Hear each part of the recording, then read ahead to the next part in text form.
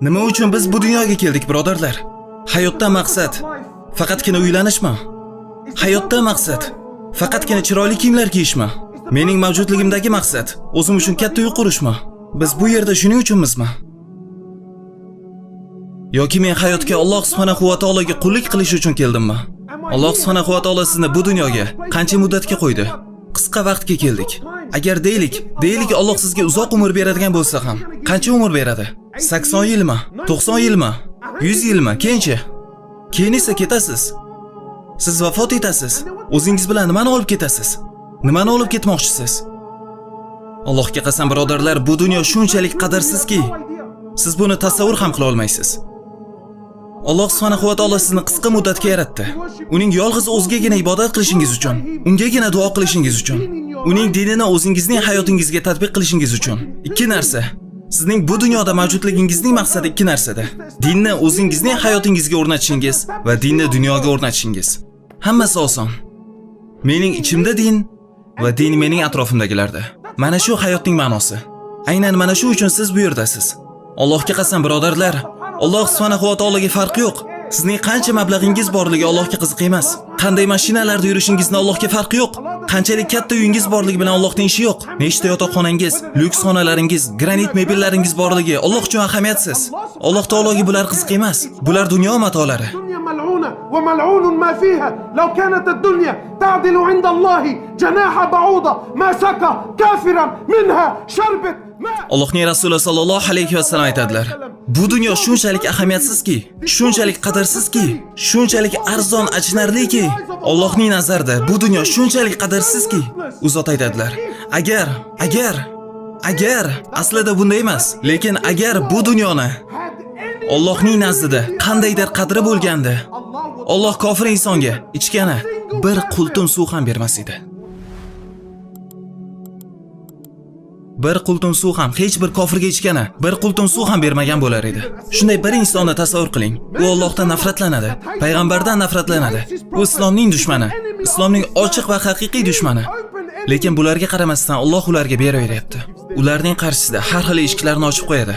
Pul beradi, mashinalar, ayollar, qasrlar, imperiyalar, hukmdorlik beradi. Alloh beraveradi. Nega bunday? Chunki bularning barchasi Allohga ahamiyatsiz, bularning barchasi Alloh uchun qadrsiz. Muvaffaqiyat bu emas. Lekin afsuslanarli joyi, siz bilan biz musulmonlar, siz bilan biz mana shu din yuborilganlar, ularga hayot berilganlar, insoniyatga eng buyuk ne'mat berilganlar.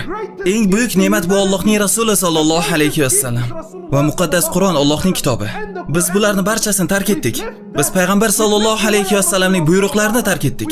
Uning dinini, uning yo'lini, uning sunnatini tark etdik. Nimani evaziga? Bularni barchasini nimani evaziga tashlab qo'ydik? Mana shu uchunmi, dunyo matosigami? Shu dunyo evazigami? Kim bu dunyodan o'zi bilan biror narsa olib keta oldi?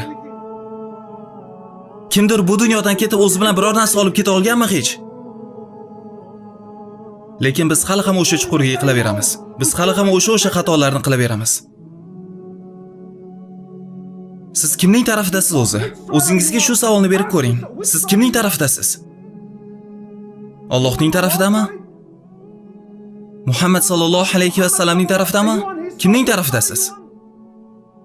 Faqat Allohga qasam, o'zingizni o'sha oxiri yo'q bahonalar bilan aldamang. Hamma gapirishni yaxshi ko'radi, birodarim.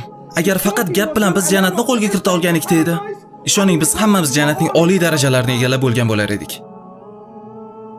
Lekin sahobiylarga va payg'ambarimiz sallallohu alayhi va sallamga qarang. Qanchalik kam gapirib, qanchalik ko'p qilishar edi. Biz esa bugun faqat gapiramiz, lekin juda kam amal qilamiz. Siz kimning tarafidasiz? Allohga qasam, birodarim, har bir inson o'zi uchun baxtni qidiradi. Hamma muvaffaqiyatli bo'lishni istaydi. Hammamiz buni xohlaymiz.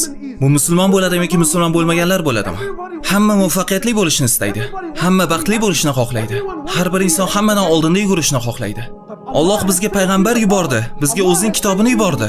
Qur'onni bizga to'g'ri yo'lni ko'rsatish uchun, bizni baxtga yetaklaydigan yo'lni ko'rsatish uchun. Lekin biz buning barchasidan yuz o'girdik va uni nimalar evaziga almashtirdik? Nimalarga o'girilib ketdik? Mendan tez-tez so'rashadi: "Axi, nega biz bunday baxtsizmiz? Nega bunchalik qiynalyapmiz?" deyshadi. Payg'ambarimiz sollallohu alayhi vasallam aytdilar: "Men sizlarni oydin yo'lda qoldirib ketdim. Men sizlarni to'g'ri va toza yo'lda qoldirdim. ليلها كنهارها. Uning tuni kunidek yoriq. Men barcha toshlari, ozorlarni olib tashladim. Ana endi Allohning nomi bilan so'rayman sizdan. Sizni hojatxonada qanday tozalanishni o'rgatgan inson. Tasavvur qiling, u sizga ko'rsatdi. Nafaqat tozalanishni, balki qaysi qo'l bilan tozalanishni o'rgatdi. Qaysi qo'lni ishlatishni o'rgatdi. Sizga bu narsani shunday tafsilotlari bilan o'rgatgan inson sizga to'g'ri yo'lni ko'rsatmasdan zalolatda tashlab ketadimi? U zot sizga aniq xaritani chizib berdi. Mendan so'rashadi: "Axi, din menga nima uchun kerak?" Hech buni eshitganmisiz? Nega menga din kerak? Men senga javob beraman. Din bizning hayotimizdagi navigatorimiz. Din bu hayotingdagi GPSing. Agar dining bo'lmasa, birodarim, sen shunchaki adashib qolasan. Sen o'zingning istaklaring va orzularingni quvib yurasan. Din bu bizning GPSimiz. Men adashib qoldim, birodarim. Men qayerga yurishni bilmayman, qaysi tarafga, nima qilishni bilmayman. O'zingning GPSingga, navigatoringga yuzlan, diningga yuzlan, uni ishga sol. Boradigan joyingni jannat deb tanla. Mana sening yo'nalishing. Mana sening boradigan joying. Olg'a. Lekin yo'q, yana muammo paydo bo'ladi. Mana yo'l oydin-ku. Ko'zingning ostida turibdi. Lekin har kim o'zini professor va olim deb hisoblaydi. Go'yoki yo'q, birodar, u yerga emas. Mana chapga buril, men senga yaqinroq yo'lni ko'rsataman deyshadi. Shu yerdan o'ngga buril, ishon menga, men bu yerda bo'lganman. O'ngga burilish bilan shu zahot boshlanadi. Nima bo'ldi? Men aniq esimda edi. Mana shu yerda daraxt bor edi. Uni chopib tashlashibdi. Chapga burilchi, yo'q, o'ngga ekan. Aslida orqaga qaytaylik. Do'stim, nega sen o'zingni vaqtingni ketkazyapsan? Mana yo'nalish qarshimizda turibdi. Oydin yo'nalish. Yo'limiz aniq belgilangan. Allohga qasam, birodarlar va opa-singillar, bu qoidani tushunishga harakat qiling. Alloh subhanahu va taolo siz bir narsalarni o'ylab topishingizdan ajablanmaydi. Ba'zi odamlarga shunday tuyuladi. Men bilaman, mana bu yerda yo'l turibdi. Lekin men Alloh subhanahu va taologa ta'sirot ko'rsatmoqchiman. Shuning uchun o'zimcha qilib ko'raman yoki nimadir qo'shimcha qilaman. Alloh subhanahu va taolo bundan ta'sirlanmaydi. Va Alloh subhanahu va taolo sizdan buni istamaydi. Alloh subhanahu va taolo buni aniq qilib qo'ygan. Mana bu mening yo'lim, mana bu mening payg'ambarim. Va siz faqatgina u yurgan yo'ldan yursangizgina muvaffaqiyatga erishasiz. Bundan tashqari har qanday boshqa yo'nalish sizni halokatga yetaklaydi. Hatto agar din shiorlari ostida bo'lsa ham. Meni eshiting, agar men biror narsa o'ylab topmoqchi bo'lsam, mana shu yerdan hamma bidatlar boshlanadi. Agar men ibodatning yangicha turini o'ylab topmoqchi bo'lsam, qalbimning tubidan va xolis Alloh uchun bo'lsa ham, mana shu turdagi bidat, agar bu ishni Rasululloh qilmagan bo'lsalar, bu sizni halok qiladi. Nega? Chunki Alloh sizning kashfiyotlaringizga muhtoj emas. Alloh yetarli darajada oydin bayon qilgan. Mana sizlarga yo'l, mana sizlarga yo'nalish va u mukammal ko'rinishda. Agar shu yo'ldan yursangiz muvaffaqiyatga erishasiz. Lekin agar ergashmasangiz, har xil yangi yo'llarni kashf qilar ekansiz, siz o'zingizni halok qilganingiz qoladi.